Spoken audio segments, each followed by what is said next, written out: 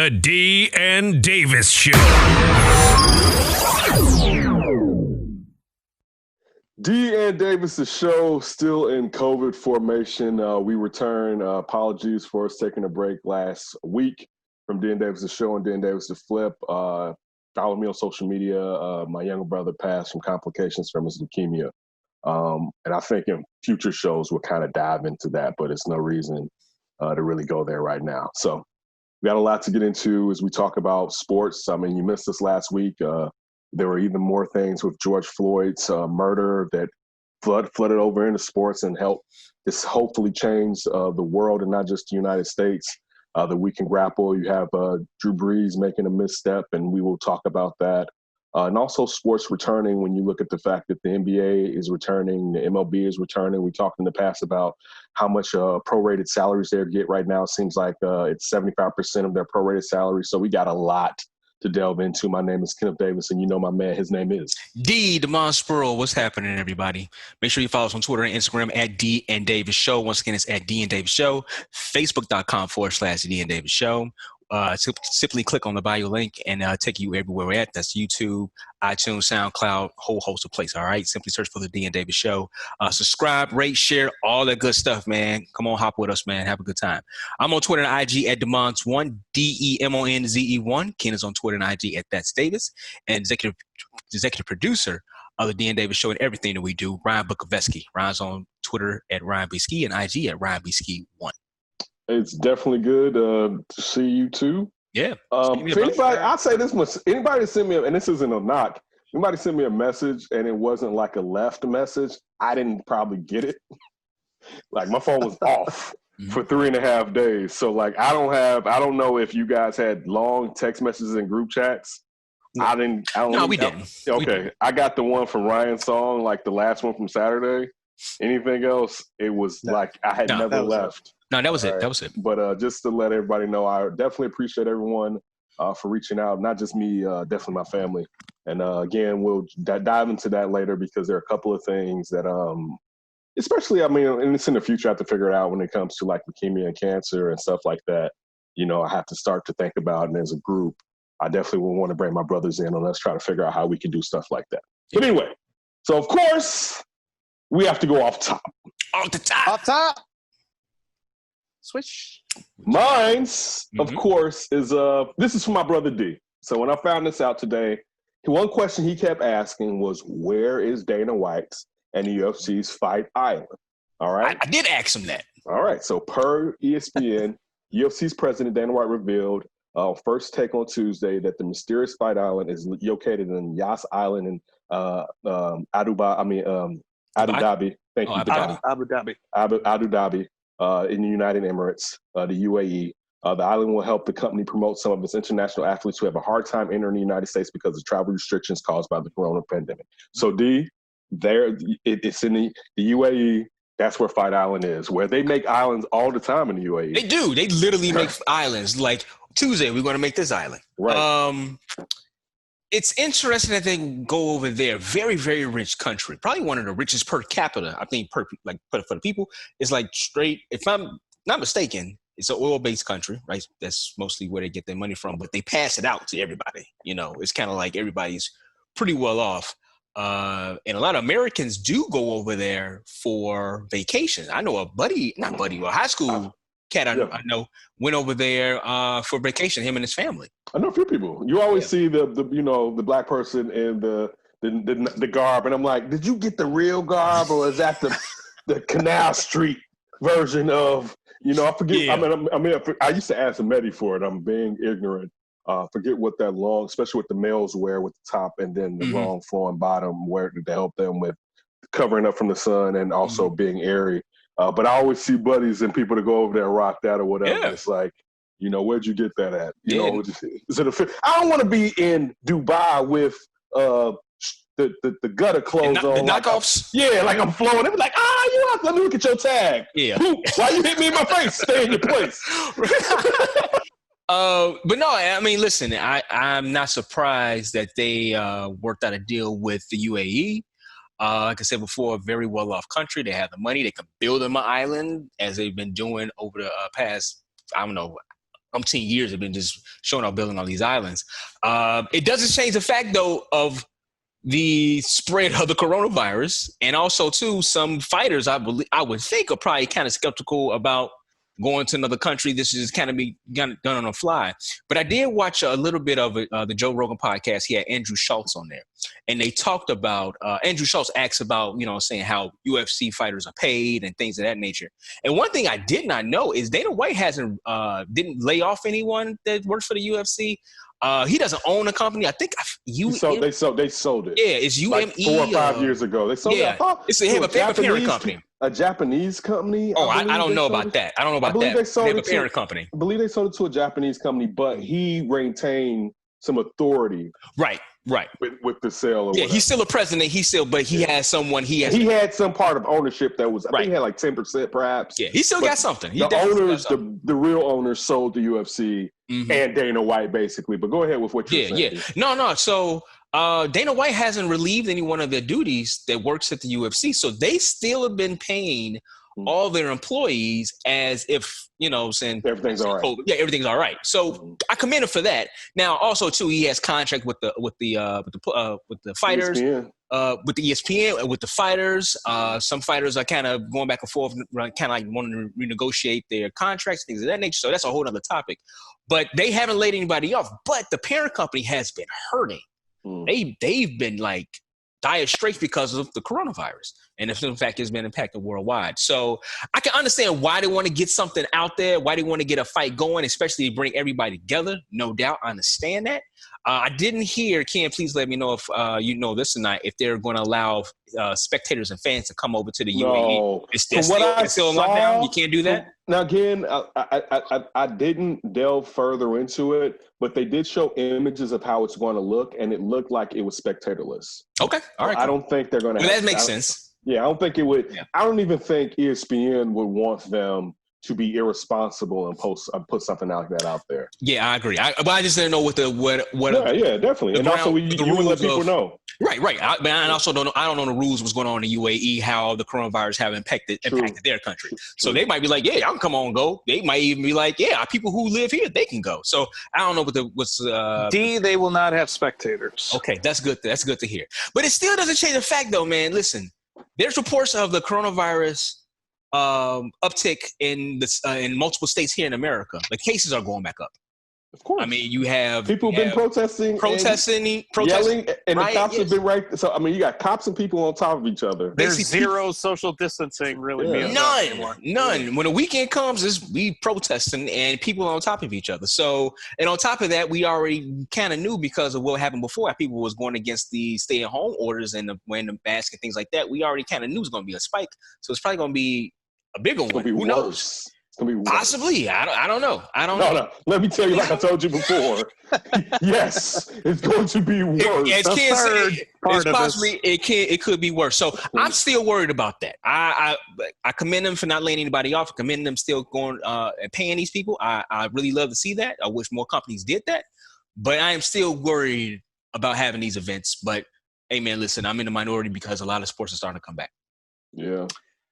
I think it's going to be interesting to see the UFC over the next 6 months or so, like how they plan these fights. Like we got Conor McGregor retiring, so that was like their biggest star. He's not retiring, and you know damn well he's not retiring. Well, he's coming back maybe for a purse, but Dana White's not paying that purse. He's going to pay Conor McGregor, believe that. And Conor McGregor's going to fight John Mayweather. Jones? I don't know. He's going to listen. Let me tell you this. He's going to pay both of them to fight again.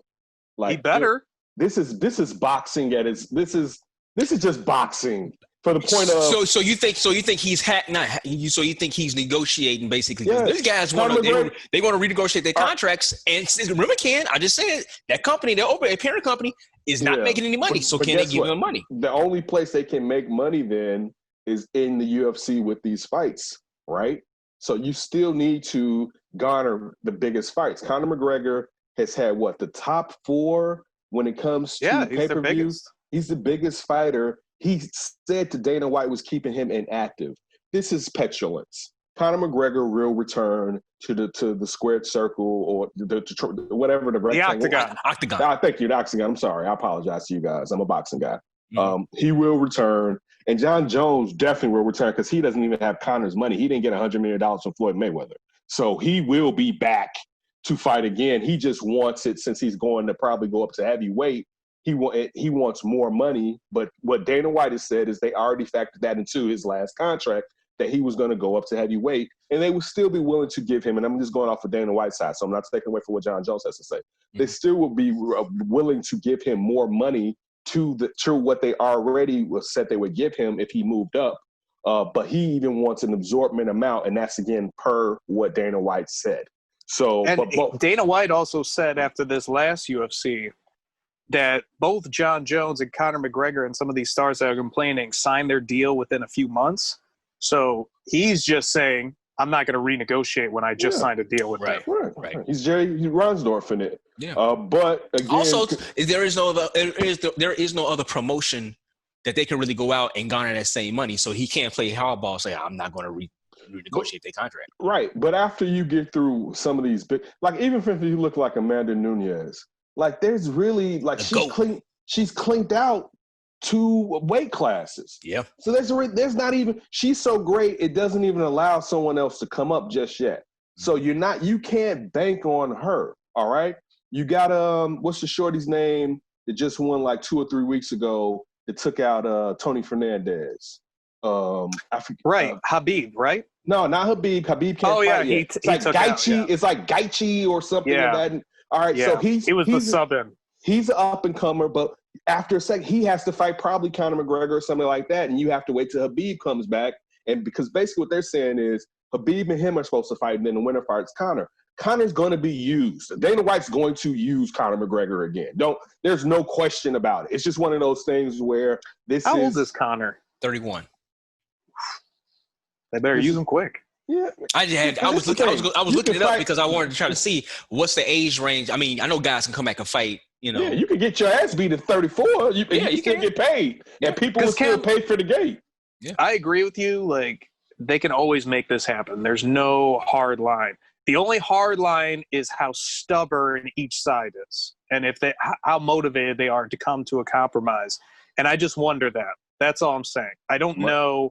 Because Dana White seems very stubborn and strong-willed, and he's always been a hard stance kind of guy.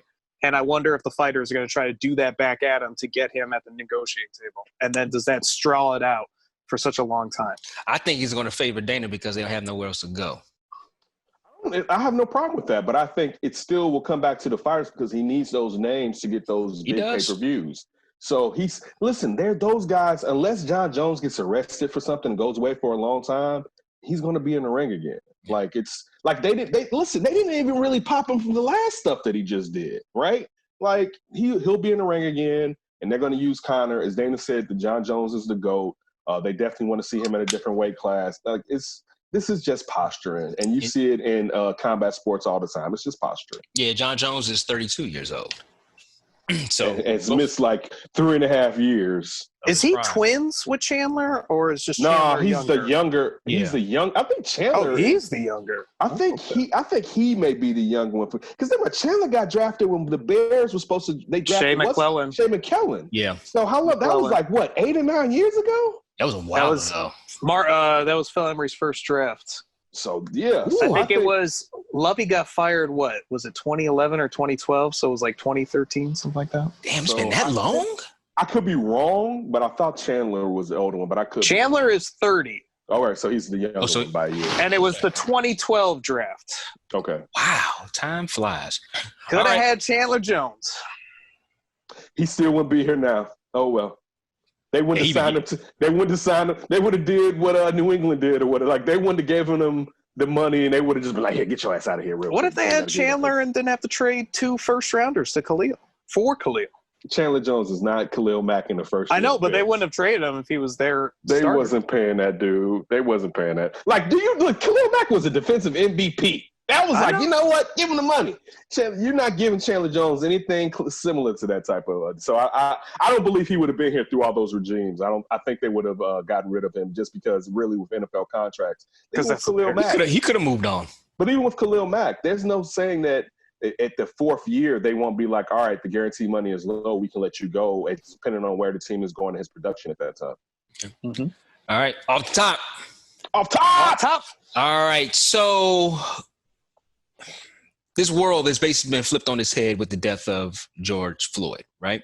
Protests not only here in America, but across the world.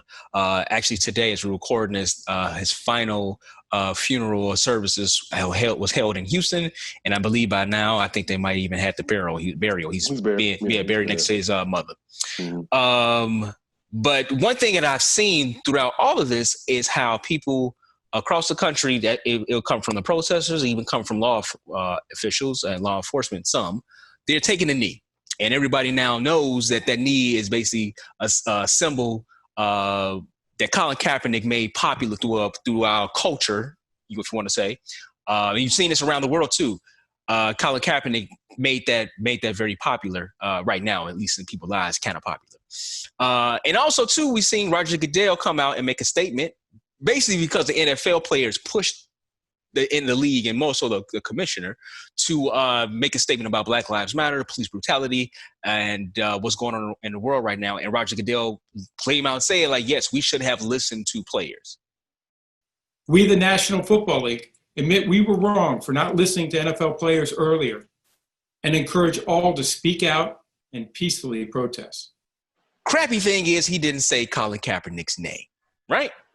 So a lot of people now are saying, like, damn it, because y'all recognizing, even though you ain't saying his name, you recognizing what's going on, you recognize you should have listened to Colin Kaepernick and other players at the time, you need to go ahead and give him a job or let him try out and things of that nature.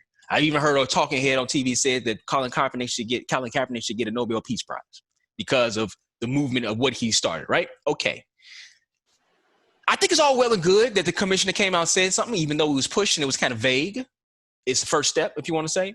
I'm happy that a lot of NFL players, especially the black ones, are standing up and being more boisterous because you don't see that from NFL players, from pretty prominent ones. Shout out to Aaron Rodgers saying it was never about the flag. It's always been about the protests.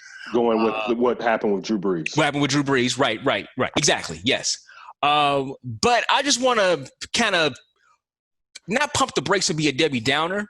It's one thing for the commissioner to come out and make a statement. It is on the behalf of the NFL, but I think he separated himself from the owners. I still don't think that if an owner is willing to say, because we all know that he was blackballed out the league, I don't think an owner is still going to be willing to say, yeah, we were wrong. I'll come on here and bring him in for a tryout or bring him in for a workout or even sign him. I think a lot of people are right to push the simple fact that he should get a tryout and he should be able to get a job, although it's been about 3 or 4 seasons he haven't played. But I do want to kind of put a little tamper on a lot of people excitement per se, saying like, oh man, because the commissioner came out and said that it was wrong, Colin Kaepernick, you know what I'm saying, he's going to get looked at. I hope I'm wrong with this, and I don't want to be the Debbie Downer of this, but I still don't think, and I think people should try to put a pause on that. I still don't think that the owners are going to be giving me basically come out and say that we were wrong and we're going to go ahead and re-sign Colin Kaepernick. So that's more off the top. I just think people need to calm down with the excitement with that, because I think they still going to be upset because he's not going to be able to. I don't think he's going to be able to get a job. All right, Dean Davis show on the beginning of the show on Off Top, talking about Roger Goodell and his apology. I'll say this much: from what we've heard, Roger Goodell has tried to push the owners to bring Cap back. Mm-hmm. All right. And what you said is accurate. But still, he wouldn't have done anything that he would have thought his bosses would have been uber upset with, even though we know that after the last CBA, he did his job. He's going to walk off into the sunset probably in the next 4 to 5 years. Godly amount of money. Yeah. I mean, he was making $45 million a year and up. Like, he's wealthy. He's wealthy. Yeah. All right. I do think Colin Kaepernick will be offered tryouts from multiple teams if some team doesn't sign him. Okay. I don't know the importance of it, though. I was a person when Colin Kaepernick and the whole situation last year happened where there was a tryout. He moved the tryout due to the fact that there was something in the waiver that basically said he could no longer pursue any type of litigation against the NFL. And so he decided not to go ahead with their tryout at that time because he didn't want to sign that waiver. At that point, I wasn't mad. Like, if you can remember, and I'm not trying to change this to something else, and I'm not the type of person that says this person is like a sellout. I don't think Stephen A. Smith is really a sellout. But that weekend, and remember, like, because we were like, what the hell? Stephen A. Smith got on IG and was like, ooh, yeah. See? Yeah. And at that point, even if you didn't agree with Colin Kaepernick's actions just as far as trying to re-enter the NFL, there was no reason to get amped up like he did something wrong, because if Colin Kaepernick never says a word, he gave up his job to highlight something that was very important. Mm-hmm. And like, I never looked at, I love, and he's better when it comes to this. LeBron James is more social active, especially after like his 5th or 6th year in the league, than Michael Jordan ever was during his reign in the league. But I don't look for LeBron James to set the tone for me.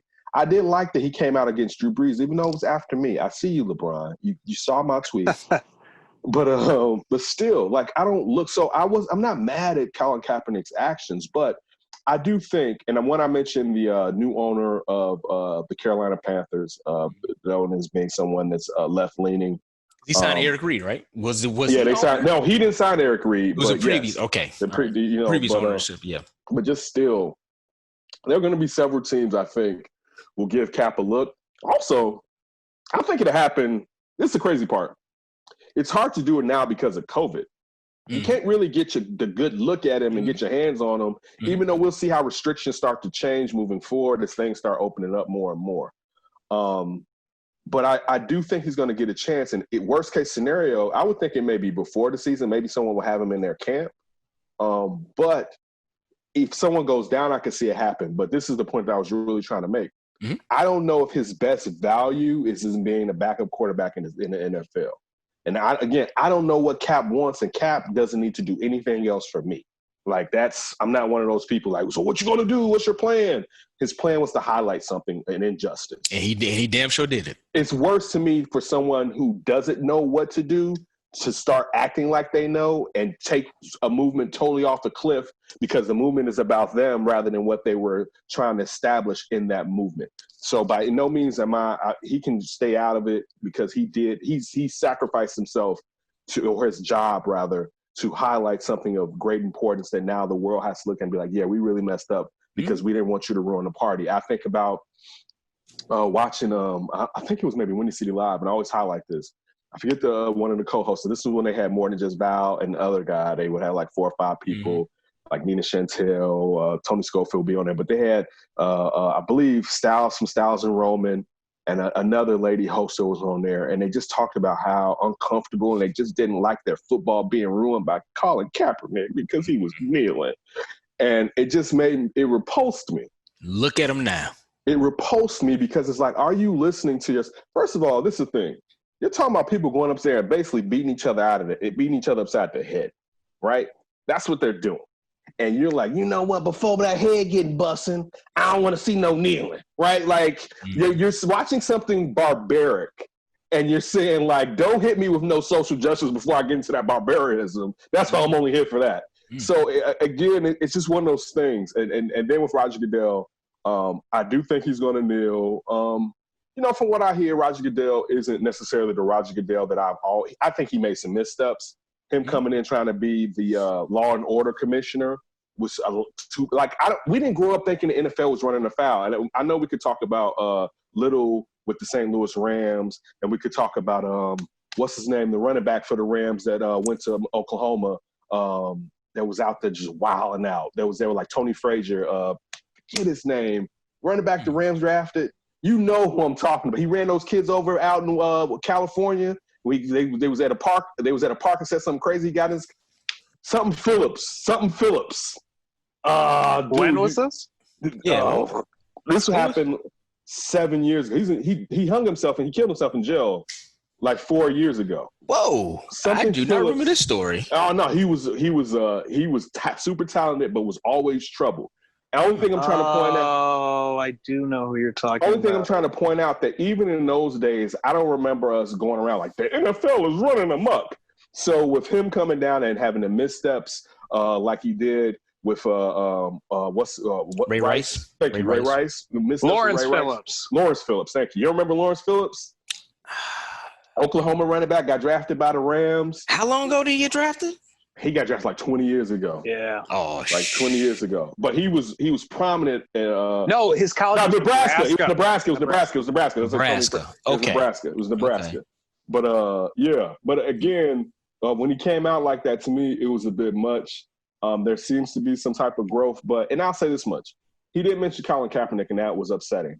But I don't know if legally he can, because but the lawsuit is settled. Yeah, but remember, they tried to put that allegedly in the waiver to stop future lawsuits. So that may have been an act of admission if he said that at that moment.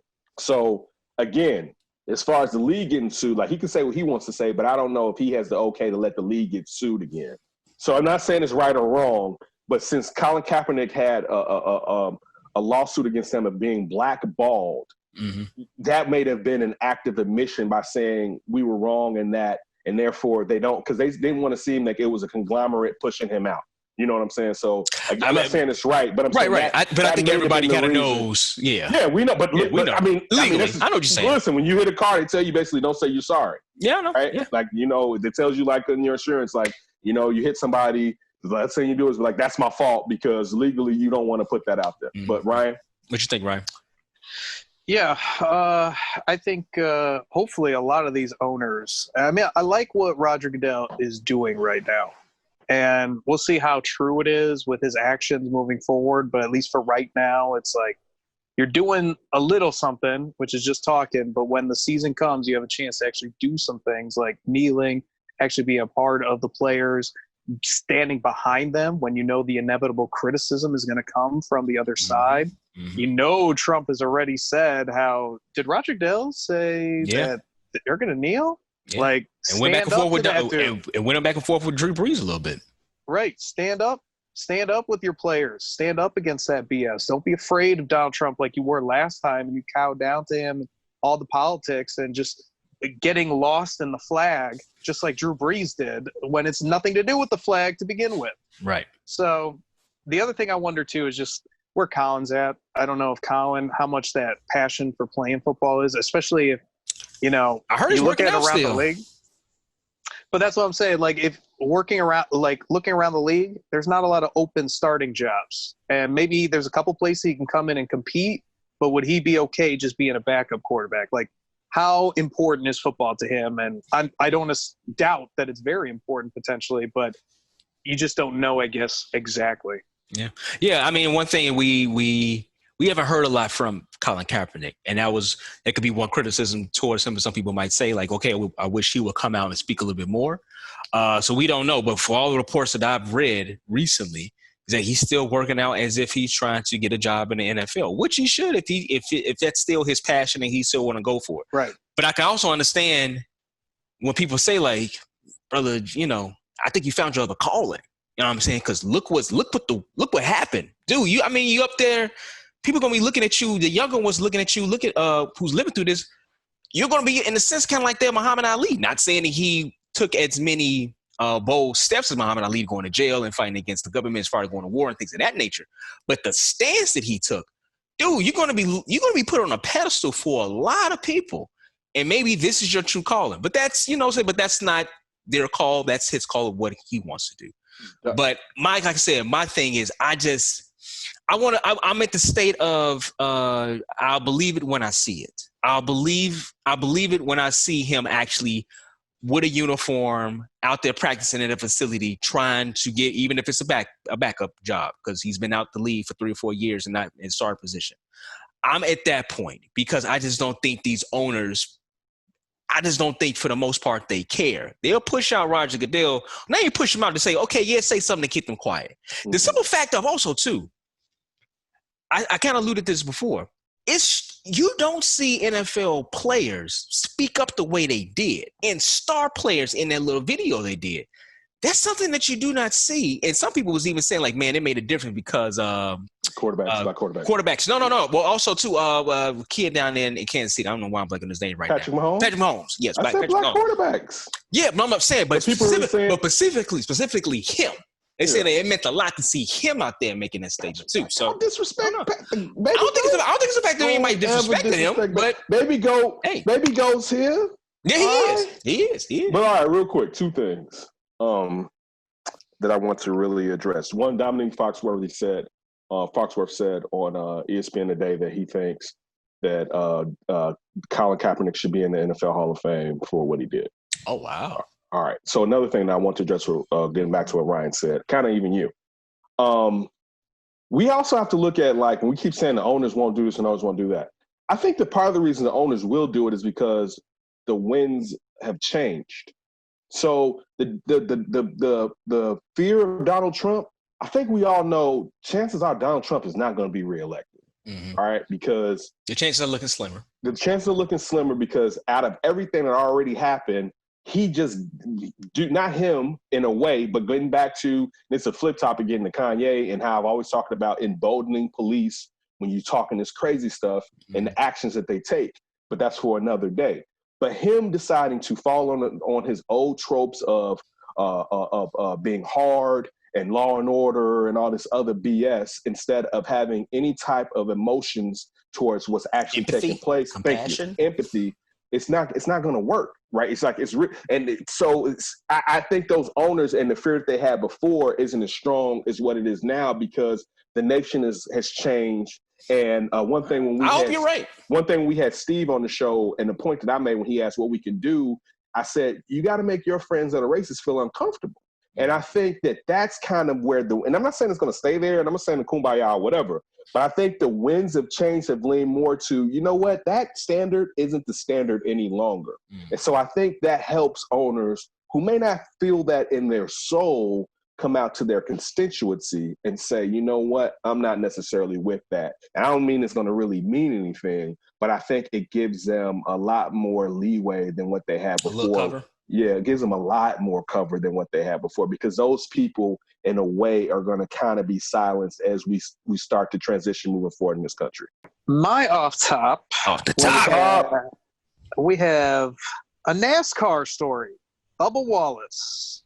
In an interview on CNN, Wallace called for the sport to ban the Confederate flag anywhere NASCAR races. We were trying to figure out next steps, and my next step would be to get rid of all Confederate flags. There should be no individual that is uncomfortable showing up to our events to have a good time with their family that feels some type of way about something they have seen, an object they have seen flying. No one should feel uncomfortable when they come to a NASCAR race. Recently spoke on CNN and talked about what steps he would take to kind of push things along in NASCAR. And he mentioned how they should get rid of the Confederate flag. Simply put, no one should feel uncomfortable going to a NASCAR race. And obviously not everyone agrees with that flag. So seems like a pretty simple one. NASCAR should be all about inclusion. They should know what that flag can also stand for. And to me, that's a simple one, but who knows with NASCAR? What's the young man's name that does SEC football and NASCAR for ESPN with the red hair?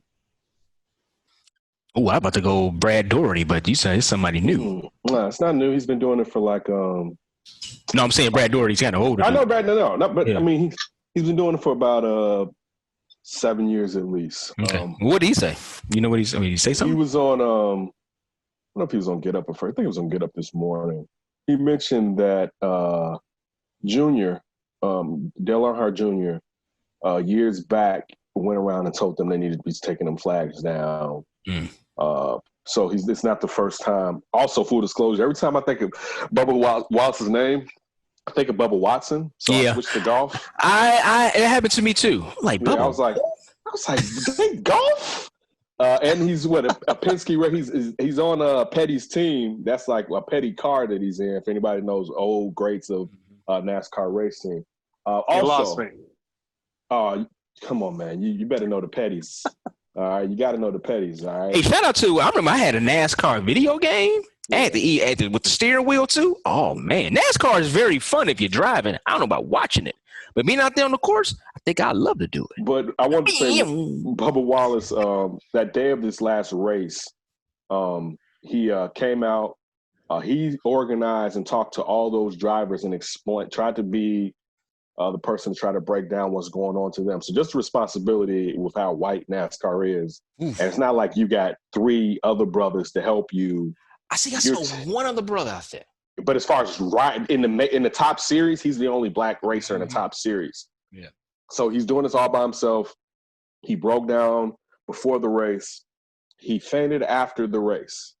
And then during the interview, he was incoherent. And the reporter had to be like, he's not right. He's incoherent. So he's going through a lot on top of it. It may seem easy, but it's very strenuous to be in a NASCAR. It's hot.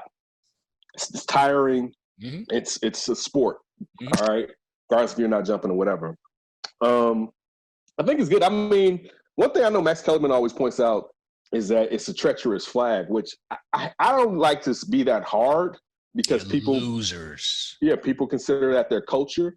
But we wouldn't have a Nazi flag over. You wouldn't have an SS flag. I mean, now there are Nazi flags over here, but you couldn't sit there and have a monument to some type of Nazi prognosticator. Yeah, you couldn't do that. And so, and getting to what like, we got to stop with the BS about what things stand for. And that's the kind of thing that we like. We like to play semantics. I say this to my son all the time. I'm like, Kenton, did you do this? And he'd be like, well, it was like this. No. You get what I'm trying to say. Stop trying to play semantics with me. All right? Like, this is the same thing that happened to Drew Brees. And I definitely have something to say about that later in the show. Mm-hmm. But it's semantics because, real quick, with the Drew Brees thing, you're disrespecting the fact that any of us have had any family members that served in an armed forces. I've had my grandfather. I've had uncles. I have a cousin that's underwater right now. All right. That means he's in a sub. All right. I shouldn't be giving you that information. All right. But yeah, easy. You're gonna get us taken out here. Right. I know. It's treason. I'm treasonous right now. But I'm just like, stop saying things like that to like, we don't serve. And that used to be the way of coming up in the black community to get into the armed forces. Yep. So when he's protesting, it had nothing to do with I'm disrespecting the flag. I'm trying to pay attention in a peaceful way. I'm trying to bring your attention to something that is a highly rated show, to something that's going on necessarily in our community. So getting back to Bubba Wallace and the Confederate flag, of course, I went to school in Southern Illinois where they used to catch slaves. That used to be a hotbed for catching slaves for coming up here. Like, that's where slave trappers used to go to try to catch them there in Missouri and all those places. And that was the first time I ever seen a Confederate flag, like live, right? Driving down the highway with someone with a Confederate flag on. And this is in Southern Illinois. Well, now I don't know where that person's family was, but it's really even more about like, what are you saying about me? Like that, like you're like, and it gets to the point, I know it's not even just white people. I mean, like now with this new generation, and I'm not talking about like just millennials and the Gen Y, whatever. Gen Z, I think. Thank you. But we live in a world that's like, F you, it's what I'm about. And it should be what you're about. But it also should be about you being a better you. And that doesn't mean you have to kowtow and kiss ass. You don't like the LGBT community. I'm not telling you to kiss their ass. I'm just telling you not to be angry. Ass. Yeah, that's all. Yeah. I'm not telling you have to change your feel, but like there are things you don't like that you keep in check. All right, like you could. I had a friend / work with for someone who was a Catholic who was just mad at like Methodist people. Right? They don't have a pope, and it's just like, wait, do you hear what you're saying? Right? Like, I mean, like beefs amongst the Christians. You don't even have a pope. When you're splitting hairs, like we get to the point where we're splitting hairs. We allow the splitting of the hair to make us hate somebody when there's just a slight difference. Like and again, you don't have to be their best friend, but you can understand why people feel like a whole half of a country. You could damn near just say another country was like, we're gonna keep your black ass as chattel, as chattel. And even though we know that Lincoln didn't do it to help us, he did it to debilitate the South. But still, the point is, you like, nah, this is that ish right here. Like, dude, just stop. Like, you're really just being an ass. But I'll stop. You go ahead. Yeah, no. I think for the most part, man, that stuff is passed down generation to generation, and that's racism and hatred in a nutshell, right? You're not born to hate people. That's a learned thing, right? But as far as Bubba Wallace saying this, listen, I obviously wholeheartedly agree with it. I look at that, I see that flag as being a treasonous flag to the United States of America. I think they're a bunch of fucking losers. Ryan, got to put a beat right there. I mean, but why I'm not, listen, Michael Jordan raised me. I'm about winning.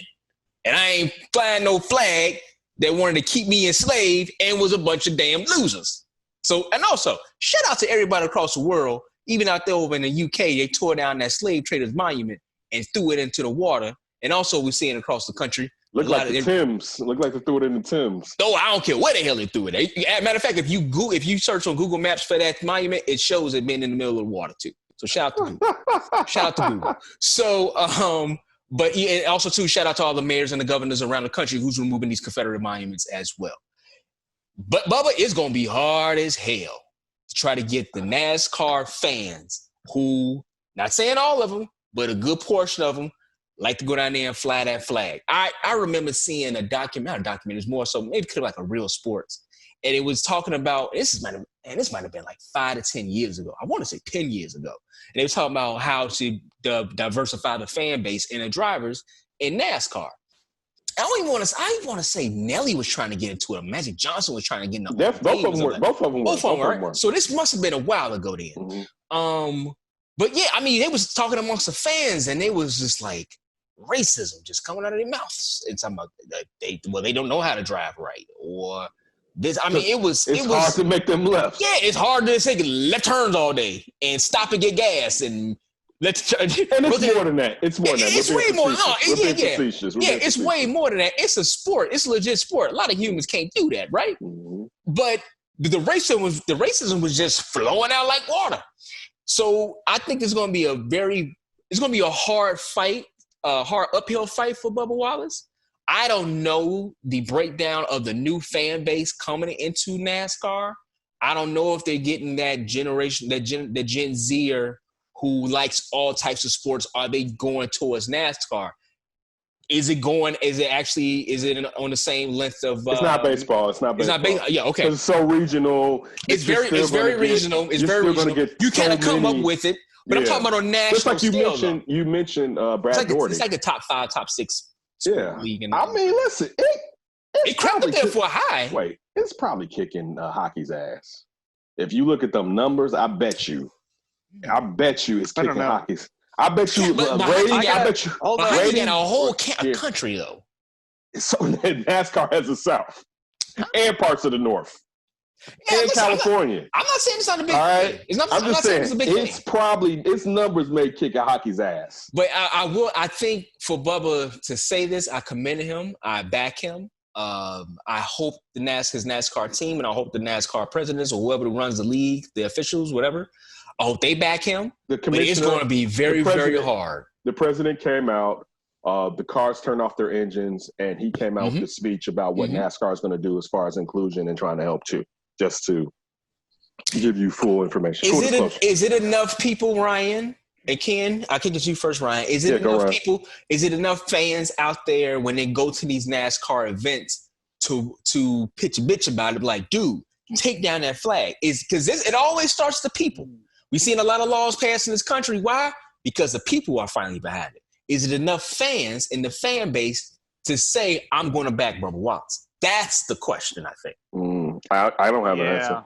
I don't know about that. I would think that that's going to be a minority at this point, but it's maybe a growing minority now. A vocal versus before. Can it be vocal? It could become a vocal minority. Can they be loud? Yeah. Can they be loud? And that maybe could happen now. And what you could get is some other people that don't feel like that going along with that vocal minority because of the switch. You know what? I think I know a way they could do it is NASCAR doing a wholehearted outreach to minorities or the North or whatever you want to say. Really pushing, hey, organization or hey, school with a lot of minorities or young black kids, Latino kids, or like that. We want to invite you out to come on out, say the Daytona 500 or Talladega. Like you have to really put people in that position. You got to bring people in, man. That's the only way you can change. You got to bring people in. Let y'all do the problem with NASCAR is if you're not around cars all your life, you can't start driving until you're like 16, unless you're going out there go-karting. You pick up a baseball, you pick up a basketball, you pick up a football. That's easy to just be like, hey, I'm into that because I can do that. Mm-hmm. If you're not working on cars, you're not like go-karting or doing like craziness on your bike. Right. If your family's not going, I think it's hard to grow up with NASCAR. I don't care if they bring out little black kids to some place that may be uncomfortable for them. I'm just saying if they want to change it, they got to get more people that look like us. I'm not discounting what you're saying. Again, my thing is, it's not about us all hugging. It's in a way about us just leaving one another alone and caring that someone else has the same rights as you. We don't have to be bosom buddies. Mm-hmm. But when you see that you can leave the house and not die, and this brown face and that brown face right there can leave the house and there's a chance we can die by someone that our taxpayers pay for, that's something to that. And that's if you're a good person, that's just natural human nature. You can't, I'm not a thug. Demoz isn't a thug. I shouldn't even have to appeal to that because there are white people that you would call thugs that you still don't want them to die. Yeah. We stop with this low-hanging fruit. It's low-hanging fruit and it's excuses. You're an adult. It's time to be an adult and know right from wrong, even if it's not what you care for. Like, there are plenty of things that I have to put up with and try to be the bigger person, especially recently in my family, that I can't go back. I'm in pain. I watched my little brother pass. Literally, physically, in my body was there, my little brother passed. I had to get on the phone and deal with someone coming at me and venting, and I didn't say a word because it wasn't about me. Now, did I have the right to say something? And I'm hurting, right? That's not how I was raised. I mean, and I understand people are vulnerable and people are hurting, and if your first, and this is what I'm trying to say, if my first reaction was, fuck you, then think about how much more damage it could have been done. My reaction was just to listen. And that's all people are saying. Just listen. Like, it doesn't mean you have to take on my entire sentiment, but it's just to listen because kind of what you're doing is fuck shit. Mm-hmm. And that doesn't mean black people are all angels. No, that's not what we're saying. Yeah. I just want to be, listen, I just want to be on the same playing level. I'm not asking you to give me a little equality. Extra. Listen, that's equality. I'm not even asking for reparations right now. I'm just asking that, I shouldn't have to train my son with these are the lessons you have to learn when being pulled over. Mm-hmm. All right. And you don't have to do that. So why, if you in your head think that it's fine that you don't have to do that, and that me as a law-abiding human being, tax-paying citizen, should have to do that, speaks a lot more about you, to say the least. Yeah. We shall see what NASCAR does. One other thing I wanted to say with that Confederate flag. Yeah. A lot of times I think people kind of assume like an identity with that flag and almost like a quasi-patriotism. How many of those people you think are yelling at Colin Kaepernick for taking a knee and disrespecting that flag, but then they're going to disrespect the flag by having the Confederate flag? Good point. Nice point. And it's not, I hate to say it, it's not an ugly flag with all this hate. It's not ugly. Yeah, if you just looked at the flag with the red, the blue, kind of visually pleasing. Yeah, just like how they got us with the General Lee when we was kids. Mm-hmm. It was like, I can't stand the General Lee. Right? But more people learn about it. Hopefully, it comes down to education. More kids, or more people learn about it. Like I didn't even know this. I learned something today about the whole thing with Dabo Swinney, as far as the University of Clemson. Is kind of like the lineage of how the school was founded. Yeah. But I didn't know, which I should have known. It's on a slave owner's plantation. Yeah, I didn't even know. I should have known that. But it kind of makes sense looking at it like, Calhoun and, Clemson, whatever like that. I think Clemson. They want to change the Calhoun honors. Yeah. They was related, son-in-law or something like that. So Calhoun, a prominent John slave Calhoun? owner. Yeah, John Calhoun, a prominent slave owner. Mm-hmm. That's on, I thought it was one of his former plantations, but they have an honor school on campus named after him, right? Which Deshaun Watson and DeAndre Hopkins came out about it needs to be changed and put up a petition And Hopkins said that's why he doesn't come out from Clemson during an NFL game. Yeah. And I bet people have a problem. Like, it kills me out. People can have a problem with that, but let it be someone just really, like, disrespecting your people living. All right, this isn't a difference of opinion. All right, like, oh, yeah, you like your toast cut down the middle, and I like mine's cut, sideways. Yeah. Thank you, diagonally. It's not like that's like, again, that's like, all right, even I don't get why you do that, but whatever. You like, for instance, D will just pull into a parking spot. I prefer to back in because I just want to pull straight out. I don't hate D for that, right? We just don't do the same stuff. You should. But again, it has Let me out, D. Right. But on a larger scale, I'm not sitting there and impugning his ability to live peacefully. Right. Like, you shall die. That's the thing to where it's like, leave me alone. Are you really a good person, or are you on Right. fuck shit and you like to lie about being a good person? And don't bleep. No. Don Ryan, you don't bleep that out. You let that ride. Right? Oh, this is new Ken too. On social media, when things go sideways, I'm cursing. I'm not being nice anymore. If it's abhorrent, I'm coming. Like, it's because people don't care. I'm not going to care either. Like, hey. I'm coming. Did you hear, just real quick, I was just sitting there an hour ago, and Eugene McIntosh from the Bigs posted the conversation. Oh, yeah, I saw it. With Lori Lightfoot and Alderman. Alderman sit there and say that people are going to be running into someone's house. First of all, y'all have the right, and y'all would shoot them anyway. And again, I'm not saying that would mean you would want someone to run into your home. But this gaslighting, it's this old-ass gaslighting. Last thing you want is those blacks running in your house. Like, no one's running in anybody's house. Like, this, like, we keep going to, and this is what, and we'll get into it in the Drew Brees segment, these old things to make us separate, where it's like, well, they'll do this. And just like, dude, you're an adult. Start acting like an adult. Stop being on BS. You're a grown person. Stop fucking with fairy tales 24/7, which was whatever goes along with your stereotypes or storyline.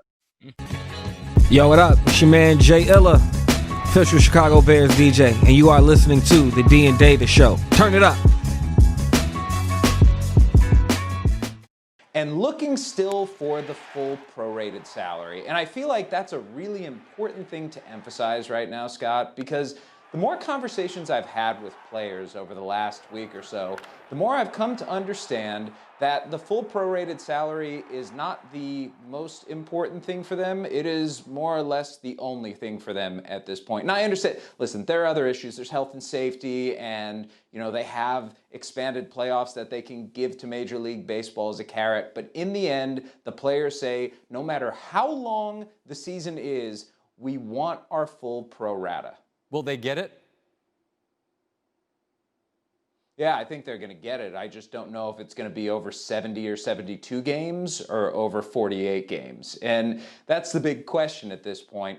Even though we're in the deal zone, are the owners going to recognize that the players are not bluffing on this? And listen, there's always the possibility that I am getting played just like everybody else out there, that they have coalesced around this idea in order to get leverage and in order to try and get the clubs to bring their offer up that much more. But I've spoken with a number of players who I'm going to call moderates. These are players who don't necessarily believe in the idea of holding out for the full prorated salary. And they have said to a man that they believe that this is a position that one person called it a hill that they will die on.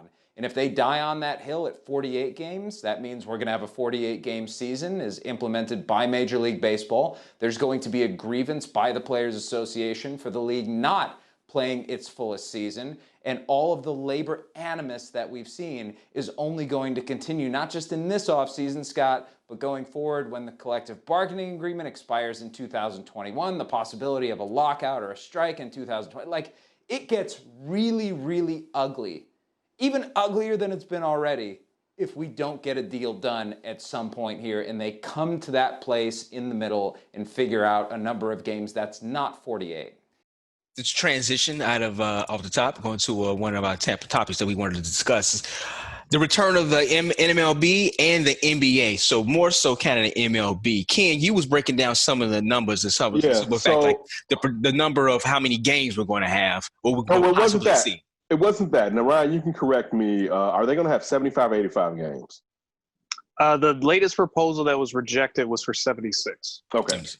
So this was the real question when we talked about this in the past, which I did get an answer today.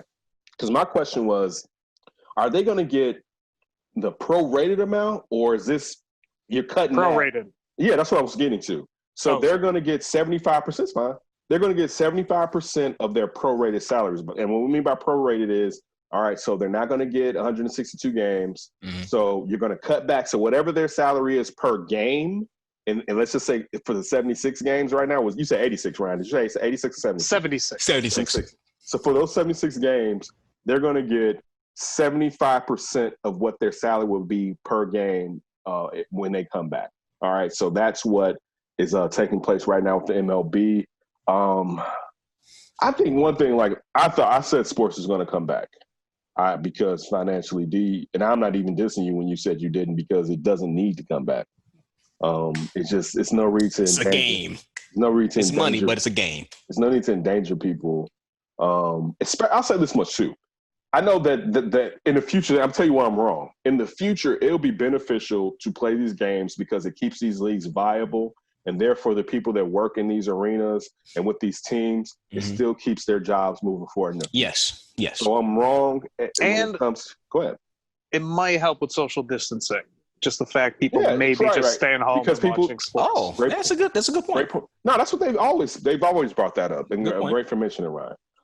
But when we talk about risking these players, and some of them may not care, but some of them do care. And just like we heard with some of the NBA players are worried about that if they come back, will that distraction take away from the movement that's taking place right now?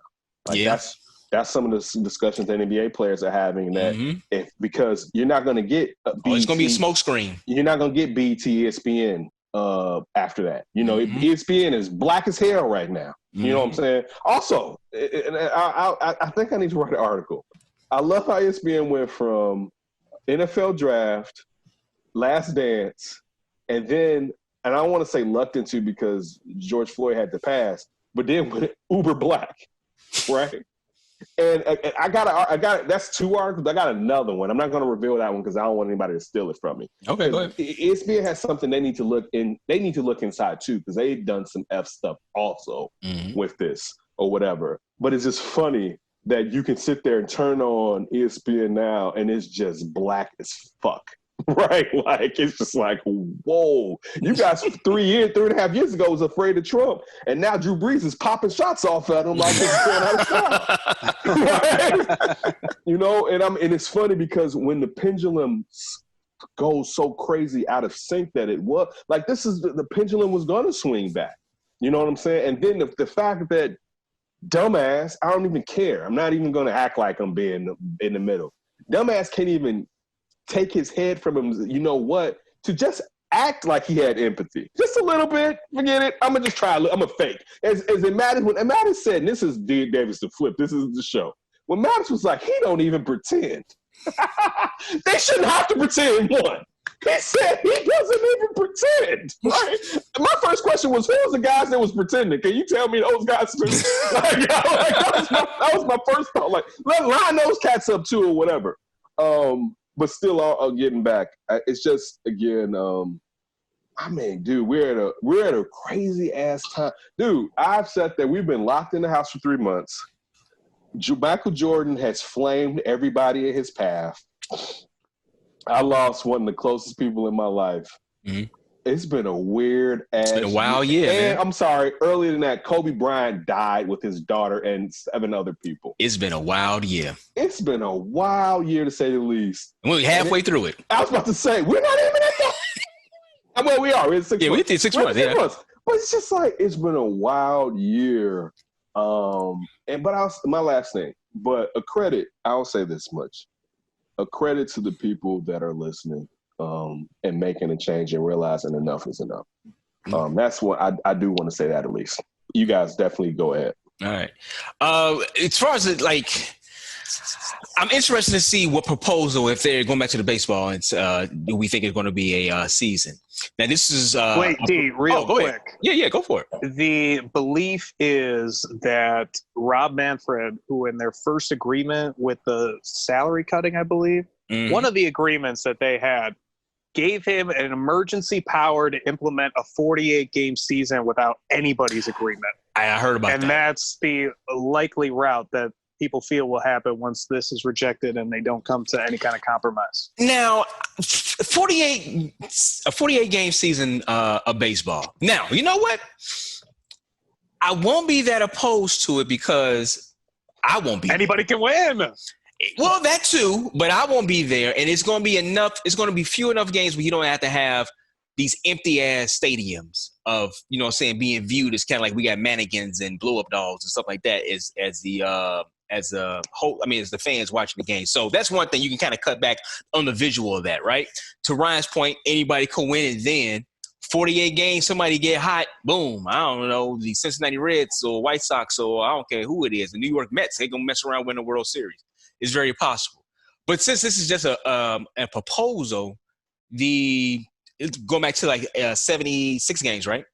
I'd be interested to see what the players, you know what I'm saying, what they do. Because you still going to have some players that's going to be like, I don't want to take the risk. What if Mike Trout?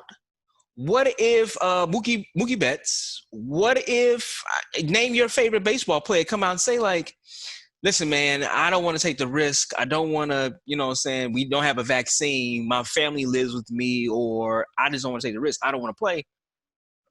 They already cut a bunch of minor league players. So I know people want to play, but you also got to kind of weigh that in. That's why I kept saying, like, dude, do you have to force it down everybody's throat? I don't think so. I feel bad for the hot dog guys and the beer guys and the beer women out there, the concession people who work concessions at these baseball stadiums. I feel bad for them, but them billionaires can damn sure pay them though too. They can still give them their money for the season. That can't happen. And if you just gotta wash your hands of it, my God, we living through a global pandemic. They canceled for wars. This is a global pandemic that we have no understanding of how the virus. We have some understanding of how the virus kind of works. Limited, right. And it could pop back up. As we said before the top of the show, it's probably going to come back. So there's just too many questions for me. Real quick. Yeah. What if all the other leagues come back? Is it not detrimental to not come back? As your mama said, your friend jump off the bridge. You going to jump off too? Man, think. You got to think. That's all I'm saying. That's all I'm saying. You have to. But baseball might go off a bridge if they don't play this year. Nah, man, they be fine. Listen, I understand. Baseball is my favorite sport, right? I grew up playing it. My family grew up playing it. That's what I grew up seeing more than any other sport out there. It's baseball. Boy, I hope the baseball is listening. First fan under 50. But you know what? I'm a huge fan of it. We already talked about this in previous shows. Is the gate going down? Yeah. But 7 years in a row. Yeah, the gate is going down. But that TV revenue, they getting their money off of that? It's not the NFL, it's not the NBA. I understand that. And nobody's going to be right now. But you have to understand, you got to look at yourself in the mirror and say, I need to fix these things before I put myself back out there. I don't think they figure that out. So why force something down everybody's throat that you know you ain't ready? Fix yourself first. Well, they even fix themselves first. But don't you think also, too, that this is the best sport for COVID compared to the others? Why? Because there's a lot more social distancing already involved in baseball. But you're not ready yet. It's like, man, I'm fine as hell. I'm going to go out here in these streets. I'm going to give me somebody, but you ain't right with yourself. Inside, you ain't good. So if you're not good internally, why put yourself out there? That's all I'm trying to say. They got to make money. Hey, man, listen. They got to make money. They're sitting there. The bottom line dictates what has to take place. We've seen leagues not have seasons. We just saw baseball's last season. No. Guess what? They needed steroids to bring them back. Listen, it's going to be steroid parts. Steroids part, yeah. They needed steroids. They needed roids. I mean, and think about this. This is when we didn't really have all the distractions that we have today. No, they were still America's pastime. And also, this is how Michael Jordan jump the NBA over the MLB, because definitely Magic and Bird started it, but Jordan leaped it over that. And part of it was because baseball, it was going to happen, but baseball took a strike. Mm-hmm. People were upset. People usually go against employees. They're mad at players instead of being mad at, right? Even though it's your job, you want us to be mad at the owner at your gig when you have an issue, which also goes to racism and envy and jealousness. Yeah, that's what I would say with that. No, it's also racism. I'm not denying that either. I'm not denying that either. Racism, because it's always that you should be happy. You should be happy you here to get. You got that. Yeah. It's like, not saying you work your ass off to get to that point. Exactly. Yeah. But I just don't. If they haven't come to an agreement yet, it's their but they haven't come to any kind of agreement. And hey, listen to this. How about this? What's the odds of the players saying no to this? You think Manford is gonna go pull the safety switch with the? No, I'll tell you this: if he does that, there will be a lot more players who do not participate than there will be if he makes any contritions to what the players are asking for. Well, the owners, not just him, his owners, him and the owners. Right. But there will be a lot more players that are like, you know what, I'm bumping, I'm good. But also, this also goes to the cantankerous relationship between the MLB's union and the owners. Mm-hmm. To why, because we came out initially, they had a deal, then the owners backtracked, right? Mm-hmm. And that's kind of where the players poison the well. And they, of course, right? And then you can look at with, for instance, like the NBA, where you don't have the same situation. They're working in sync to try to make this work as more of a tandem. You know what I'm saying? So you get that. And you can even say with the NFL, because we haven't heard leaks about how NFL players necessarily just upset and stuff. This has more to do with the strength of the players' union and the owners in the MLB and their relationship, but still for the product and what we're going through, and this is their season. I mean, think about it. They got a league right now, and they openly say it, we should start playing during their season, right? Another league is like, you know what we need to do? We don't want to play against that football. We start playing against. I seen Jalen Rose talk about going to August, like, let's go into, I'm like, dude, listen, I enjoy being outside watching my baseball, right? Right, yeah. Listen, the worst part is I know the owners are like, damn, we got to turn that AC on now. If you start playing in the summertime, and the heat was enough, right? But like, you have people openly saying you're vulnerable. Why don't we play during your season, right?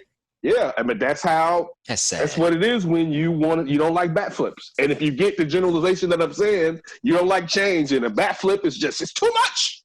It's a bat flip. It's too much. Ryan, what do you think? I think another problem that baseball has to consider is they were headed for a potential lockdown after next season when the collective bargaining goes up. And I think both sides are going to be heavily entrenched to hurt the other. I don't know. I think there's a lot of bad blood in baseball. And if they don't play the season, I think that's really bad for their future. I don't think there was going to be a lockdown. Not saying that there won't be lockout. Lockout, because there is a lockdown, Ken. Yeah, they started because it was funny with a friend of the show. I know going back and forth back in the days a year or two ago with Shakia Taylor, Curly Fro, and she used to be like, well, you know, what if the players decide to strike? And I was saying then, like, they're paying them. Like, if you didn't, like, remember the thing was they weren't paying players 2 years ago. Then last year, not this offseason, last year is when they paid Bryce Harper. Garrett Cole. Yeah, that was this year with Garrett Cole. Yeah. But when they started giving out those crazy contracts last season, it was to cut them off before the chase. As far as we're not paying y'all, it's like no, because remember it was like the owners are holding all the money back. Yeah. So it was collusion. It seems like that's what their people were saying. Mm-hmm. But what the owners did was, if we pay the big time guys, it lessens the argument, right? So because if you got the big time guys talking about striking, that's when you really go back to like the NBA when David Falk was talking about breaking up the union, and how people was like, you, Patrick Ewing and Michael Jordan's agent and all that. If you got the big time guys in tow, it's easier to get the lesser guys to fall under them. Right. So last offseason and then this offseason, like you said, with the Garrett Cole deal and so on and so forth, they've been paying these guys off to cut them off from wanting to go on strike. These guys are getting paid. They're not going to want to go on strike. So now you got to get the players who can't afford to take time off to actually want to strike because they're not getting paid. So I'm not getting that. Check the check. So again, I'm not denying that there may be a strike now because of this taking place, but I don't think they were going to end up doing a strike because they started shelling out that money real fast these last 2 off seasons. I just hope it doesn't linger over too. Like I said, let's say that there is no season this year. It lingers into next season, depending on what's happening in the world, obviously. But I hope it doesn't linger over, because you said, how many more years into the contract is up, the CBA? I believe at the end of the 2021 season. Yes, one season. One season left. But listen, the thing is, there's no money. Because it's like going with the NBA. Like the NBA is based off of the last year's revenue with what the salary cap's going to be. So think about teams right now that was like, we got all this salary cap money. No, you don't. Because the salary cap is going to shrink. Yeah. Right? So actually, I was just going here locally. A team like the Bulls that's going to have money the year after, or even a team that has money a year after that, is probably better because the cap is going to expand again. But these teams that were gearing up now, what you going to do? Because the cap's going to – like if you're over – like I think the 76ers are like 148. Like they're in it right now, and the cap's going to shrink. So it's like you're going to pay the extras or you're going to start sending some of those guys off. Mm-hmm. So then you got to look at other leagues with the same similar situation, and that's where it can kind of hurt moving forward because all these teams' salary caps is going to be lower next season. The NFL, I don't know what the NFL is going to do since they already came out prior to this with what the salary cap was going to be. So I don't know how that works. But when you're talking about sports that haven't been in effect, like the MLB, in their seasons, their seasons or whatever, or because they had to draft. NFL had to draft because college football had already taken. We've seen all of college football, right. So it was like, all right, we can do like the MLB. There was no March Madness, so when it comes to scouting and stuff with the NBA, as far as seeing these players, they didn't see them at that. Like March Madness makes it different. You be like, oh, shorty is different, right? Mm-hmm. So you didn't get that opportunity to see that. And what is it, today or tomorrow? I think it's tonight where the MLB draft is taking place. Wednesday night. Thank you. Tomorrow that the MLB's draft is taking place, but just still, it'll be interesting in seeing how these leagues operate with less money in their talent pool, or that they would spend on their talent pool, depending on how the economy is going to be moving forward. Yeah, I mean, the NFL is so lucky, saying how when all this took place, because the season was up, they're fine. College football was up. It just really took out a lot of their competitors, although I don't even want to say anybody's really their competitor, at least here in America. But the timing with it was perfect. And they're probably going to be able to ride this until the start of the season, because I don't know if you all heard anything, but it seems like their season is going to start without a No, hitch. they've announced 6 weeks to training camp, still on schedule. We haven't heard anything about fans yet? We heard anything about fans? The NFL allegedly is trying to figure out a way to get fans in there. Yeah, I'll do that. I mean, it's all right. It's a TV sport anyway, so I don't know what. That's me. I'm already like, forget it. I mean, the COVID's there. I got to be out now in the streets. It's like it is what it is. I'm still masked up, gloved up, taking care of everything. But I think also it's partially why you see some of these protests, because people just want to be outside. I'm not saying it in a disparaging manner, but people have been cooped up for so long. When you give them a valid reason to defy what you've been saying, and as what's believed to be quote unquote a just cause, it allows people like, forget it, I'm going outside. And I mean, because people just tired of being cooped up, man. It's just, it is what it is. D and Davis, the show. D had a little bit more information about what's going on moving forward with MLBD. Yeah, the tweet from Jeff Passan not too long ago, a few minutes ago, it states the MLBPA, the Player Association, is making a proposal to MLB for a season of around around 89 games. Actually, he clarified, he said it is 89 games with a full prorated share of salary and expanded playoffs. Sources familiar with the situation told ESPN it will bring the sides closer to a potential deal and is 25 games under the last union offer. So it was like 114 or 116 the last one. Yeah. So they coming back. They shot out another proposal, and we'll see. If it's 90 games, 80 to 99 games. Oh, you know what's going to happen. Owner's going to say, nope. This should be done behind the scenes, man. Like, the fact that they're doing this in the public is shame on you, MLB. But that was the owner's fault. I'm not dissing it. Like, first. But that's the point I'm trying to say. It's you not viewing your players as being partners in what you're doing. Mm-hmm. Like, and they're the people that are taking, and financially, yeah, there's some risk, but owners are going to be fine. They're billionaires. Like, they're taking the physical risk of being out during a pandemic, also perhaps hurting themselves if they catch it, or because of a shortened season being hurt and not being able to go out and get their future earnings that they are projected. So it's not right. I mean, it's not right that owners are being as selfish like that. And I'm not saying that owners don't have to worry about their financial well-being, but and then it's the thing too. So owners are going to be the people that come out and be like, you guys should come out because it's good for the people. Just like Pritzker was talking about. It's good, like Ryan alluded to. It keeps people at home when they're watching this stuff. They're going to come out and use that, but you weren't willing to sacrifice more to get it done when you're going to be sitting at home in the first place. Right. You're not going to be where these players are at. Yeah, you won't be out there running around, probably catch the Rona. Or in whatever bubble that you put them into. Yeah. You're not going to be there for the most part. You think Jerry Reinsdorf going to be traveling with the team? I'm going to hit with y'all. Right. Hell no. Being around a batting cage, you're not going to be there. But yet you want them to take on so much more, and physically, mortally, there's a risk with what they're doing. So, like, why are people behind that? Like, just think about that. Like, that's the world we live in, where owners can sit there and do this. But these people, listen, there could be MLB players. It may not be a lot, but several at least MLB players that can die because of having pre-existing. Thank you, pre-existing conditions. I appreciate it, Ryan. That could perhaps pass, and you're not taking that risk, but you got to pay for this, buddy. Like, dude. And if people don't see that and don't think that that's not right, you're on some BS. Yeah, we live in a selfish world sometimes, Kim. All right.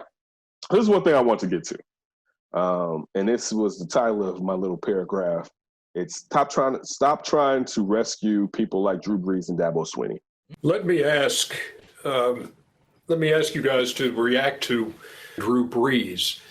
Drew's original statement, I thought, was insensitive. It was very insensitive, especially during this time. But I thought the negative reaction from every talking head on television and some of his teammates was overkill. I've never heard a bad word about Drew Brees in my life. He made a mistake, but we've gotten to the point in society where everybody on social media thinks they are God, judge, and jury. Drew Brees made a mistake. And I agree with you, Chuck. I know Drew Brees. He's not a racist. You know, he said what he said. The timing was terrible. He made a mistake. But I was on the call today when he apologized to his friends. And my good friend who's from my hometown, Newark, New Jersey, Malcolm Jenkson, was the first one that said, brother, I accept your apology. So, you know, Drew Brees does a lot in the city of New Orleans. Look, he made a mistake. The timing was bad. I am old enough to be able to sit back and listen and understand that your point of view is your point of view, and my point of view is my point of view. As long as we respect each other as men and women, we can move on. All right. From Charles Barkley and a tad bit of Shaquille O'Neal. Stop saying that these people just made a mistake.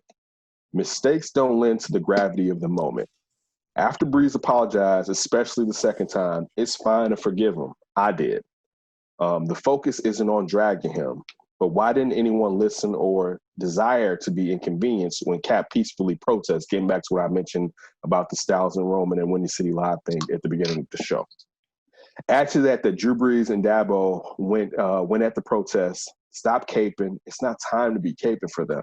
All right, that's not what's important. So what I'm talking about was on in TNT put out something with the host of TNT when you have Ernie, Charles Barkley, Kenny Johnson, Shaquille O'Neal. Inside the NBA. Thank you, D. Like and it was predominantly Shaq, from what I saw, the clip that was on ESPN. But really, Charles Barkley went in on just, you shouldn't be like that to Drew Brees and all this and all that. And it's like, and I love Charles Barkley, and if Ryan, you wasn't here, and it's not saying it'll be right, I would say N-word stop, to be honest with you. Stop it. All right? Stop trying to humanize Drew Brees. Most of us like Drew Brees. Like you don't need That's to why it sit hurt here so bad, man. and cry. The savior of Katrina. Right. But that's why that's why we would allow Drew Brees back into our house. All right. And also, let me say this, and I don't want to seem contrite.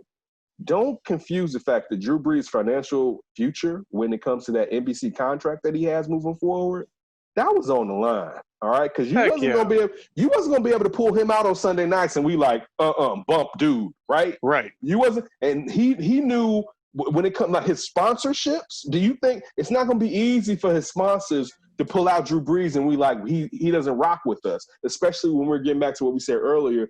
The winds were changing as far as America and how they felt. I'm not saying the majority, but enough people to where it can financially hurt you if you're on the opposite side of what's going on right now. All right. But again, I believe Drew Brees. I do. But I'm not going to sit here and go into how great of a person he is. Because Drew Brees and Dabo Swinney were there telling Cap not to kneel. And Dabo Swinney told his whole team, which are college students, which at college, you're supposed to be able to open up your mind and expand, particularly when it comes to protest and change. And this also goes to the back of the BS of student athletes. So how are they student athletes, but they can't even protest, right? And you would change their financial freedom by kicking them off of your team for feeling that their people have been trampled upon. He needs to be drugged when I talk about Dabo Swinney, because he still hasn't come to the carpet and said, I was wrong with what I said.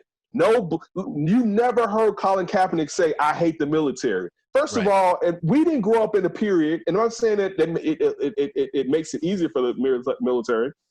Excuse me.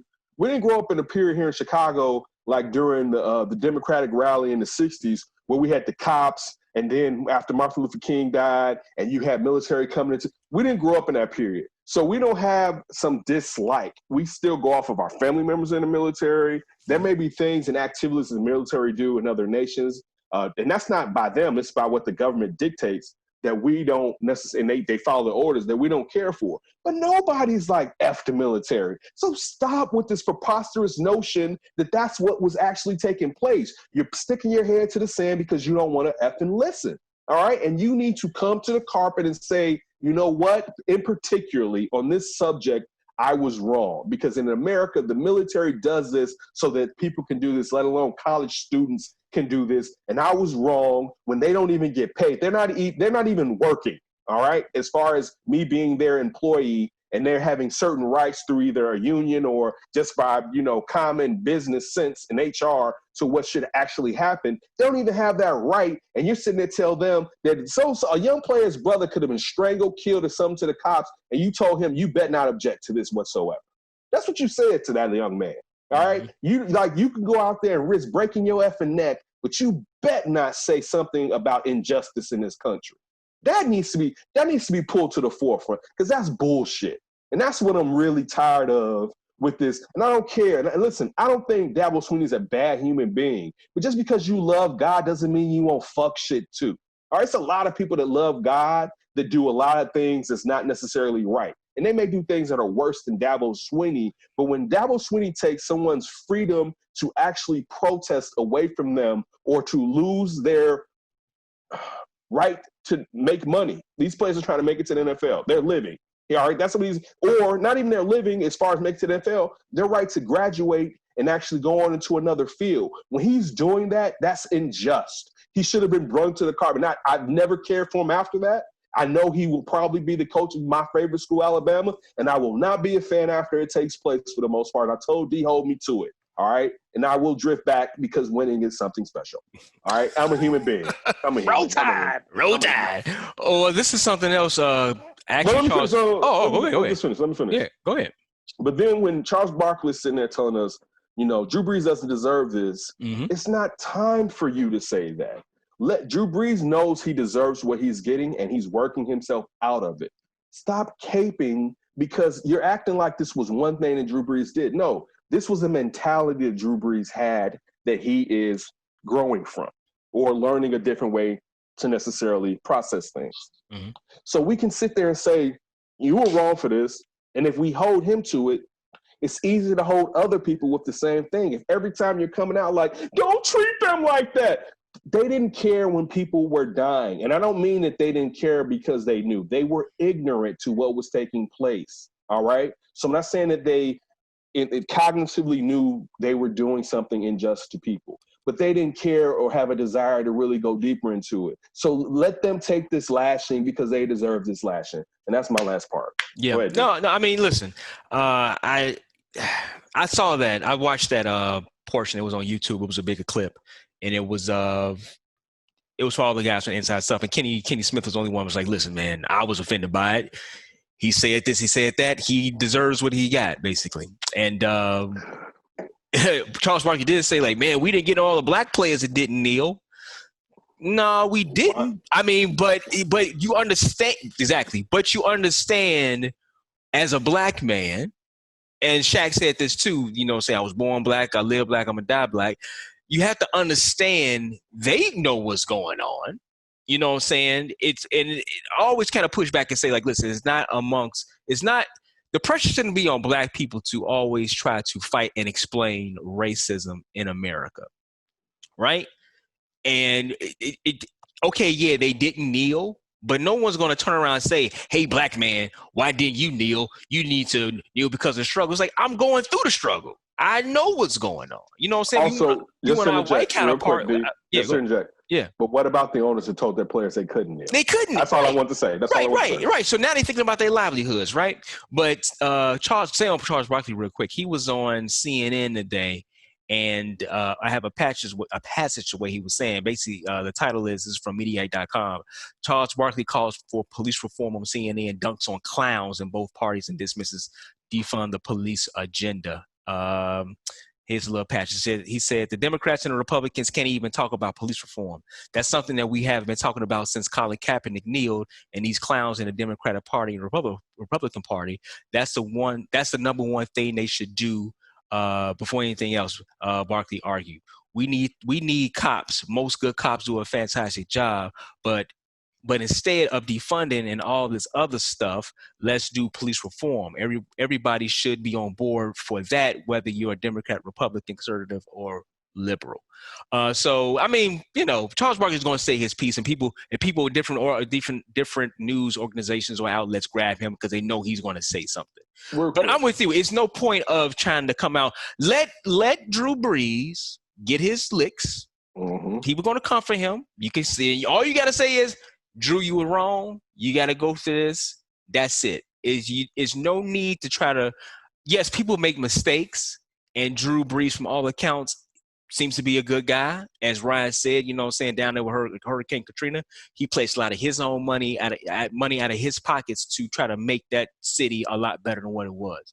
But when you do something wrong and you step out and you were so defiant in what you said, just let the grown man take his licks and that's it. You don't have to. Got his money. Still wealthy, ain't poor. Right. Listen, real quick. Let that internally go within the team, and then they'll fix it and they'll move on. One thing that when you talk about institutionalized racism, and that I've tried to really focus on, and particularly with Dan Davis, the Flip. So make sure you check out the Flip and the show. Mm-hmm. Is to think about how conditioned you are, because people believe they're so intelligent that they're still not conditioned. And that's a really big problem. You are conditioned to think the way that you're supposed to think.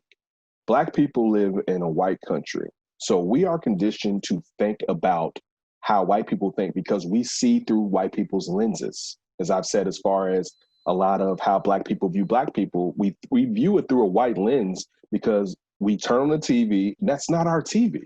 Right? This isn't Pan-Africa television, right? This is you're viewing this through the lens of the people that control what's taking place. And we, through that, and being a loving people, and I'm not saying this, a decent amount of white people aren't loving people, that we try to understand. The question is why they don't have to try to understand us. Like that's the real, like you're not holding them to, so we can understand what Drew Brees was going through, right? But at no point until he got drugged because the winds had changed did he try to understand what we were going through. And that's what being in the locker room with black players, majority of his life. I've loved Drew Brees since Purdue, all right? That's being a guy from Texas going up to Indiana, all right, then going to San Diego before he ended up with the Saints in New Orleans, all right, different locker rooms. And in that and in enjoying the success and failures in this, you still didn't take time to, and you knew black players, grandparents, brothers, sisters, whatever served. I'm sure they share stories. I'm sure they did. Try to understand, well, their parents served. Why do they actually feel like this? And went to, and I'll give Drew Brees props for going back at Trump. And like, again, I'm going to have, especially if he continues down the road that he's going, nothing but love for Drew Brees. Because actually the best thing about Drew Brees is that he did this. Because if somebody as big as Drew Brees didn't make this mistake and get accosted for making this mistake, there wouldn't be a lesson for other people to learn from. Right? So it's when some people say, look at God. All right? Like if you but if you're sitting there like, slow that down, we ain't even a week into what he did. And you're like, y'all just too hard on him. Like, stop. All right? There's more important things. And you also have to understand being a token, and I'm not saying this disrespectfully, but being a quote-unquote token black person. And the only reason I'm bringing this up is perhaps, I know he failed. I'm not saying that disparaging. I'm just telling you I know the history of Charles Barkley and Mounds. His last year, he had to come back. But even with that, a player that can go to Auburn, Charles Barkley has been loved by white people for a very long time in his life. And sometimes people conflate that with love for black people. That's like when we saw Lil Wayne talking about Ferguson and everything and being like, man, I ain't got nothing to do with that. You got to realize Lil Wayne's been 14 years old, loved on MTV. He didn't live your life, all right? But the point that I'm trying to make, those people have to understand they didn't live a regular black person's life and have to also understand sometimes you need to chill out. Because your experience is not our experience. You've been beloved since you were at Auburn to when you made it. So your relationship with white people is not the same relationship as a regular black people here. And you know that. So when you're caping for them to a certain degree, and I know you're trying to do right by people, but it's not, your intent isn't necessarily correct. And it's not. And I have no problem with pulling you to the side and saying that. And I wish I actually could. And I know you're trying to do good, but that type of good is not necessarily needed, especially with people with enough power that they're going to be all right, as Dee was just implying a second ago. Yeah. For me, I would I don't know, like Drew Brees really stepped on it big time, deserves all the lashings that he got. I don't like how people are like, I'm done with him forever. Because I agree with you, Ken. If he keeps walking down the path and is actually trying to change and is being an advocate for change, you got to have some forgiveness. I don't understand, and this goes back to racism. This goes back to everything. Like, people just love to judge so much. And I just don't get that. Like, if you're religious at all, God takes that out of your hands. He's going to judge you. You don't have to judge anybody. Yep. Just let people live their life. Taken care of. Yeah. If you don't believe in God, don't worry. Mm-hmm. You don't have to go ahead and hate anybody. You're going to die, they're going to die, and the world is going to keep on spinning because that's what you believe in too. So either way, we just need to chill out and obviously attack people that are saying the wrong stuff, but give them an opportunity to change as well. And it should work for every side. We should always just be giving people the benefit of the doubt until they throw it in your face, we aren't going to change. That's when you say, okay, done with you. Yeah. Real quick. I wanted to say this real quick because I didn't say this, D. I'm sorry. With Shaq. Shaq implied that he told the New Orleans Saints, don't let the media divide you because they did that to me and Kobe. First of all, the only thing that you can say outside of them having a rivalry between two alpha males was what took place with Kobe's situation and talking about Shaq's situation and Shaq being married, right? That's totally different from what's going on, Shaq. Like that's not the same. It's apple and oranges. I totally agree with you. It's like you all kind of, because your friction with each other allowed the media to come in there. Right, D. Like that's not the same. So you stop. All right, just relax. See, this is the problem sometimes, and people have to know. Sometimes take a step back. Sometimes tell people, you know what? I don't really want to talk right now because you may not know what you should say. But always trying to equate something, like Dee said, that's apple and oranges. You're talking about you're talking about players may have had a problem with Drew Brees and gotten over it because they couldn't say something 4 years ago. All right, know that. Yeah, we don't know what goes on inside. They couldn't. I mean, also, who were the prominent black players on the Saints 4 years ago, because Michael Thomas wasn't prominent 4 years ago. He's probably a rookie, or it was his second year. I was about to say Reggie Bush, but Reggie Bush was gone by then. No, Reggie Bush was gone, and so you look Jimmy at Alvin. That was supposed to say Alvin Kamara. Jimmy Graham was gone. Jimmy Graham was in Seattle. He was in Seattle. You know what I'm saying? Right. So I mean, you can look at Melvin Ingram, but even they're not the quarterback in the South. All right. So these players didn't even have the ability to say if they didn't believe in what he said, let alone that the tenor of the nation wouldn't even allow them to say it. All right. It's not the same as you and Kobe being bickering teammates. This is totally different. This is a player actually that we've seen that most people, Malcolm Jenkins coming back to the Saints after leaving to go to the Eagles and then coming back this offseason.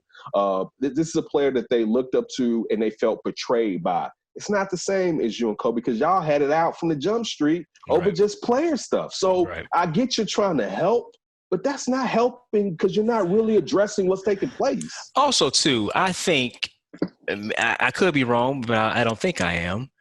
I think they're probably in the minority of the way, saying people are feeling right now when it comes to Drew Brees. Yes, he stepped in it, as Ryan said. He's learning from it, as you said, Ken, and then we'll see what happens with his actions going forward, right? But the caping, as you said, I think Charles and Shaq are probably a minority. Yeah. Most people right now in this climate, at this particular time, because a lot of people saying we ain't going back to normal. We ain't going back to the normal. The normal wasn't working for us. It might be working for you, but it wasn't working for us. And I'm going to be out front and I'm going to speak my mind. And I think a lot more people will probably, for the most part, agree with what we're saying compared to what Shaq and what Charles is saying. Not saying that they agreed with what Drew was saying. They both flat out said it plenty of times. What he did was wrong. It's more so kind of like, as we alluded, as we kind of like eliminated on here, it's kind of like, okay, you don't have to come around and save him. It ain't got to save him. You know what I'm saying? Let him be a grown man and take it and learn from it. That's it. Step away from it. But, people going to give their opinion. We're giving our opinion. So, As you just said, he's a grown man that made a foolish 40-year-old man. Right? A grown man, an insensitive comment. Right? And he was adamant about it. It wasn't like he just said it. Yeah. He was adamant what he about believed. It, which lets you know through all of this, Drew Brees had never taken any time to really process what Colin Kaepernick was doing. And Colin Kaepernick lost his job. And he never thought it was just. Let me just be honest. And I'm not dissing him. I think we should forgive him because I don't think he was a bad dude. Life lesson, learning lessons. Yeah, that's the thing. He never believed that Colin Kaepernick was right because if he did, he wouldn't have said what he said. And you don't need to come out here saying don't be hard on him. He's taking it like. I wonder if he was in another city, how this would go. Let's say if Drew Brees was playing for, I don't know because Jacksonville. I think if it was in the South. If it was in the South, Green Bay, small town in the South, it was going to be the same thing. I'll tell you that much. I don't know because New Orleans is a very black city. Yeah, no, but it's still it's a southern city. But when you're talking about the fans in the stands, who do you see?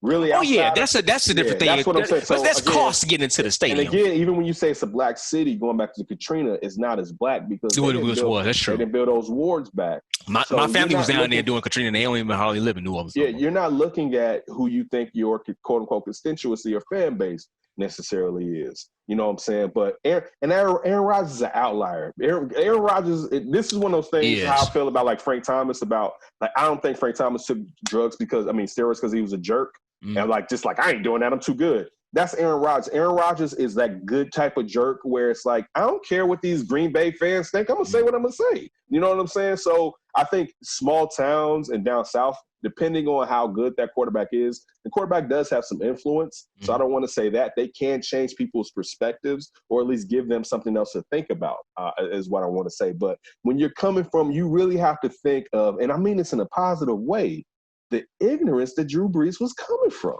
I wonder. And it's not Drew Brees' ignorance. It's just been this narrative that's been going on that one Trump used that these people are disrespecting the Army. And Drew Brees as being, and this is people always say, well, sports, you're around different people. It's one of the best that ways. That don't mean nothing. Right, because I believe, I've been in the locker room. You go home, you're separate. Yeah. But he still was under the assumption of what Kaepernick was doing. there's no reason to cape. You can give him appreciation for the way he's going to change and how he's going to move forward, but you don't have to cape for him being an F up the last 4 years. Now it's only got a few minutes left for the show, but now I'm curious to see, because he has stepped out. He has went against the president, who has been a spearhead of this division. Division. Yeah. Division. Thank you. I'm kind of curious now to see the flip side of it. Okay, is Drew Brees now going to get pushback from that constituency or fan base that strongly believes you don't disrespect the flag? We don't care what Colin Kaepernick was talking about. He's this, he's that, he's a SOB. I'm curious to see how that flows, because now Drew Brees, because of what he said, has put himself in a very awkward position. I think he's trying to be on the right side of history now from talking to people and, the comments that he made. But I am curious to see how I bet you he kneels, D. Ooh, you gonna put money on that? It's a chance he's gonna kneel. Really? Because I think if he understands what it is, he understands. But you can understand. Nate Boyer told Colin Kaepernick to do it. He's the one who gave him the idea. Nate Boyer would never, but he'd never kneel though. Yeah, Nate Boyer ain't gonna kneel. I bet you, but I wonder if Nate Boyer would kneel now. I don't think so. I don't think so. I'll tell you this, because what Colin Kaepernick was protesting resonates so much more now with how I think Nate got it back then. No, I'm not saying that, but this was before a man died from from a cop using, and I'm not saying he used it on purpose, Colin Kaepernick's protest. Like that's like you like we said this back in the day. Someone kneeling is not disrespectful. That's how you get knighted. Yeah. All right. That's how you propose. Yeah. All right. It's not so when someone compared to if you didn't like someone sitting down during I can understand that. They kneel. They actually showed you respect, but still said something's not right. This union doesn't respect me.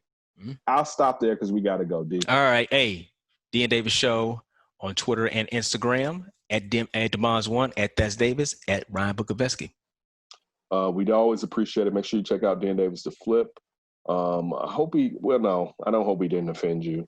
I hope we open your eyes up and you're just listening. Just a little blunt, that's all. All we try to do is share love, and I just want the love back. Like, that's really the thing. And I'm not going to ask you for the love. If you're on that, you're just on that. Definitely don't do anything crazy before you hear from us again. And Aaron, I love you. Keep your hands to yourself.